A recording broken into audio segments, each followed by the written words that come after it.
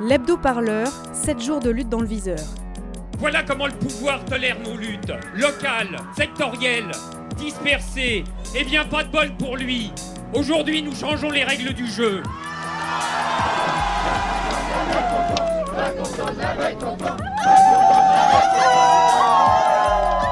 J'aimerais bien qu'on commence à me considérer en tant que tel. Radio-parleur, le son de toutes les luttes. Voilà un hebdo-parleur qui, pour bien démarrer, prend la direction de l'Est.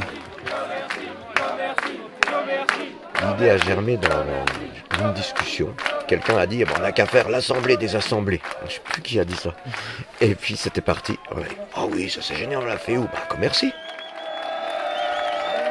Commercy, c'est la sous-préfecture de la Meuse. Et samedi 26 et dimanche 27 janvier, la petite ville de 6000 habitants est devenue, pour 48 heures, le cœur battant des Gilets jaunes. 75 délégations issues de ronds-points mobilisés partout en France se sont rencontrées.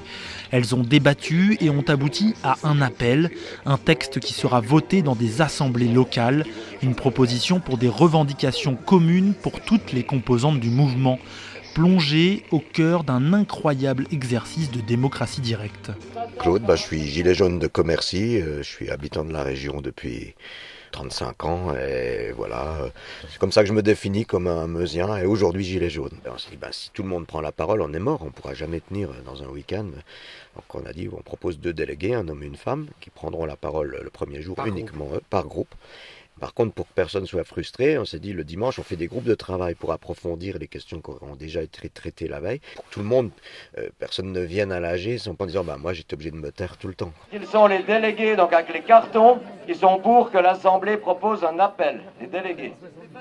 Beaucoup de cartons. Donc voilà, il n'y a personne qui est contre. Qui s'abstient ?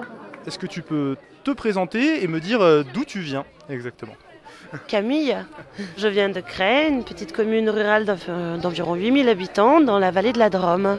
Déjà, on n'est pas venu pour rien parce que moi j'ai noté plein d'idées. Et puis aussi, on venait chercher cette émulation parce que c'est vrai que c'est super intéressant d'être là tous ensemble, de vivre ce moment-là.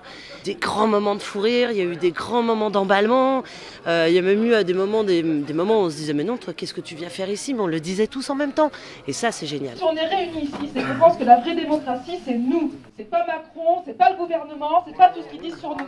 Et pour qu'on nous prenne au sérieux, il faut commencer par se prendre au sérieux. C'est la dictature. C'est l'abus de pouvoir. Il y a juste des fouteurs de merde qui se sentent d'une mission de voter pour tout le monde. Il faut arrêter de délirer.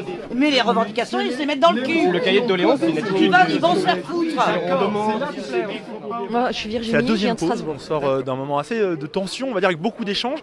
Est-ce que d'abord tu peux nous raconter qu'est-ce qu'on vient de vivre un peu ?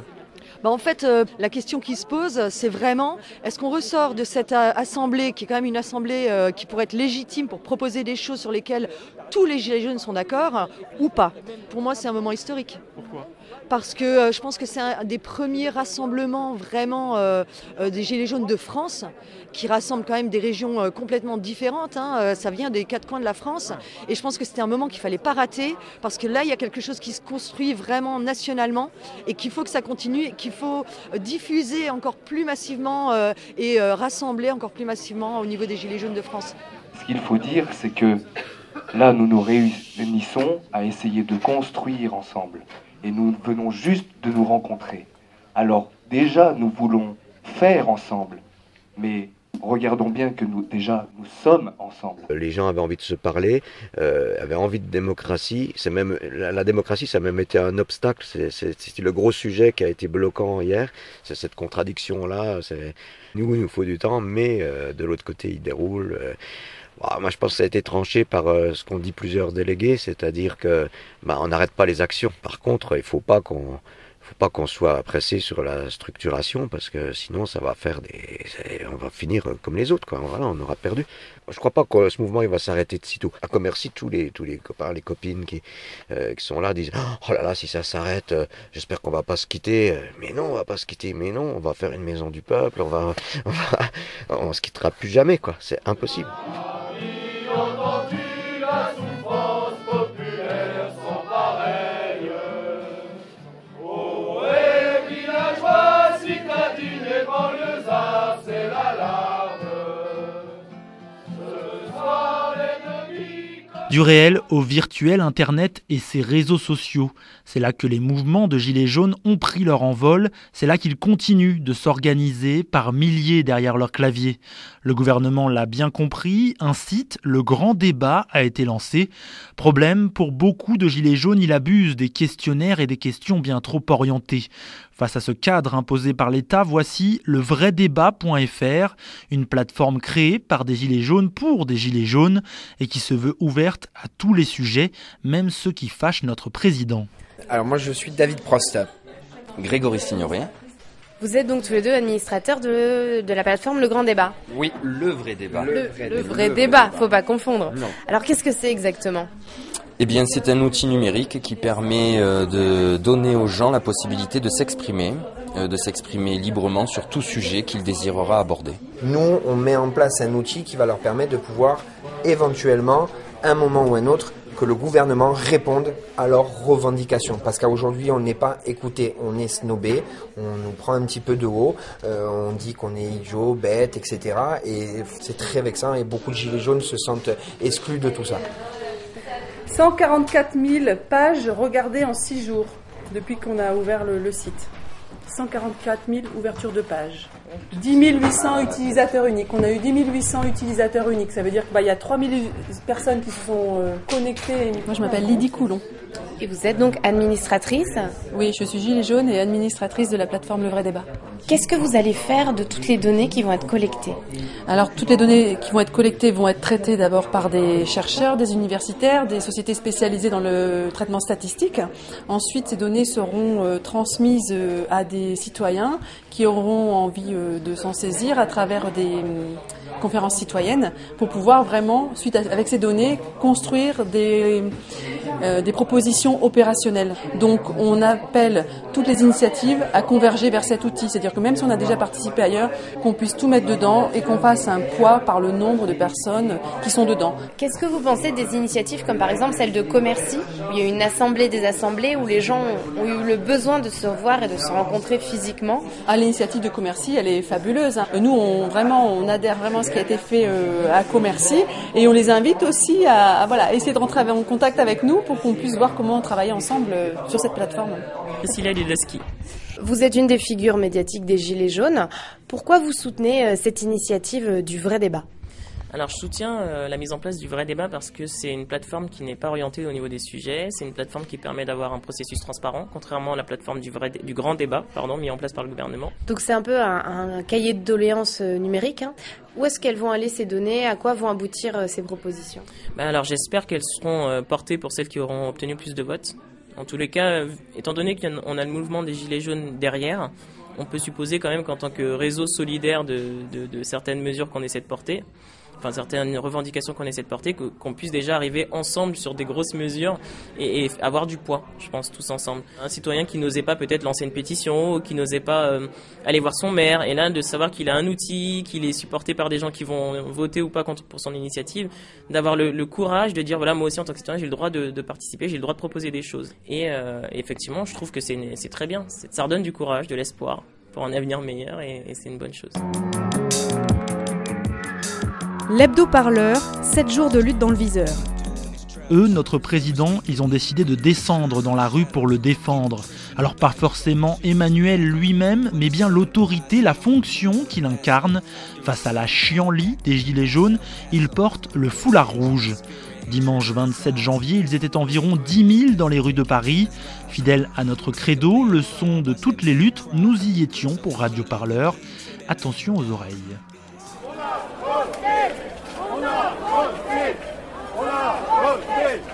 Moi, je suis venu pour la démocratie et contre la violence et la haine, quoi. Juste pour dire à ces gens-là qu'on baisse pas la tête devant eux, quoi. C'est tout. Voilà.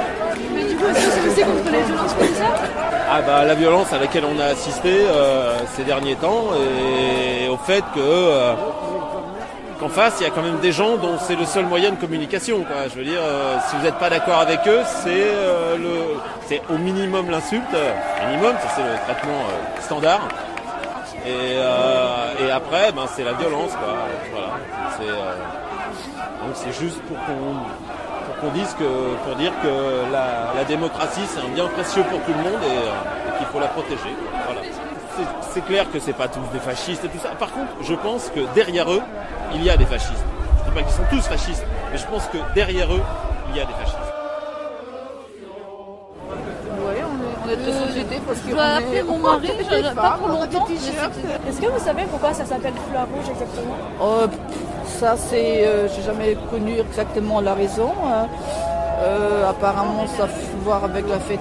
C'était les fondateurs qui ont choisi ça, mais après, ça m'échappe un petit peu la raison. Hein. Et du coup, vous personnellement, est-ce que vous êtes tout de même sensible aux revendications des Gilets jaunes ou...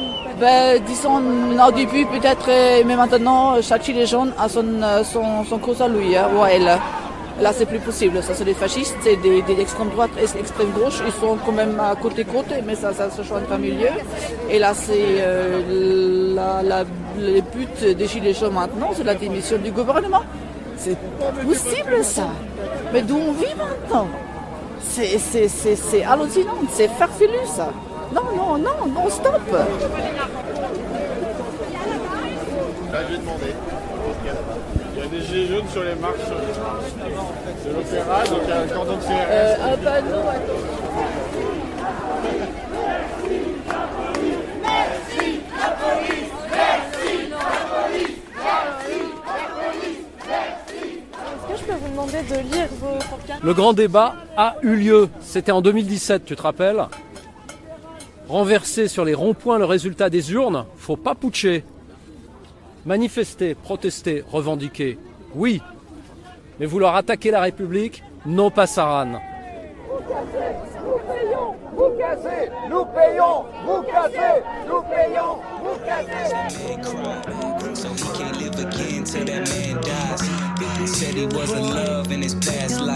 Et la voici devant les députés.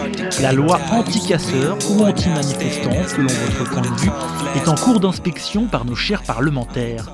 Interdiction administrative de manifester, délit de dissimulation du visage.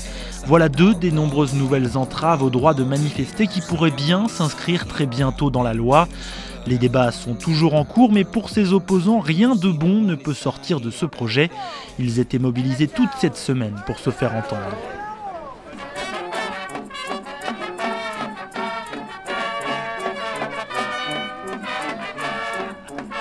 Je m'appelle Annick. Bonjour Annick, qu'est-ce que vous faites ici ce soir, place de l'Assemblée nationale?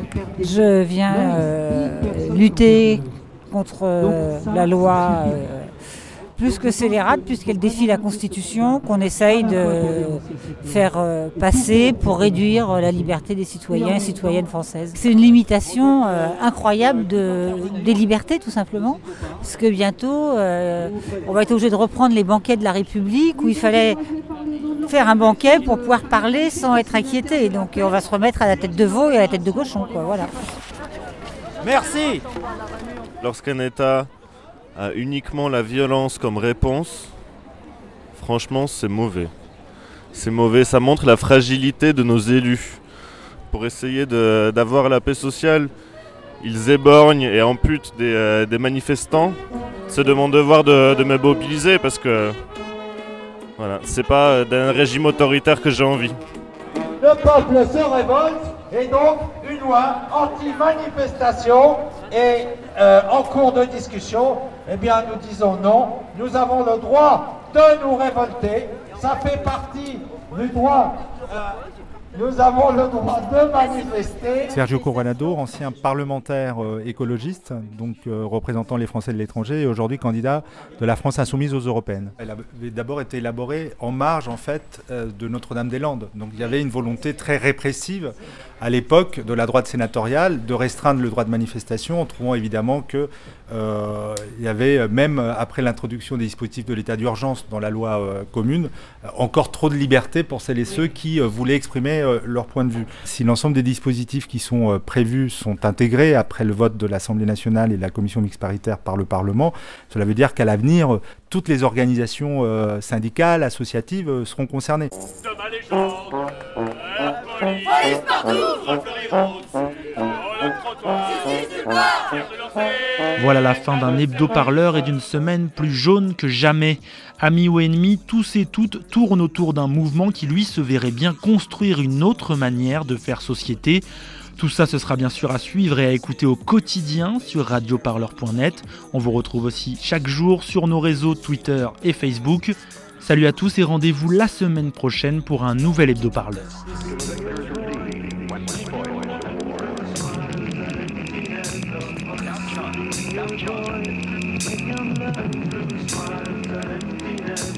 I used to be a boy, now I stand as a man with a tall flash, purple moonshine in my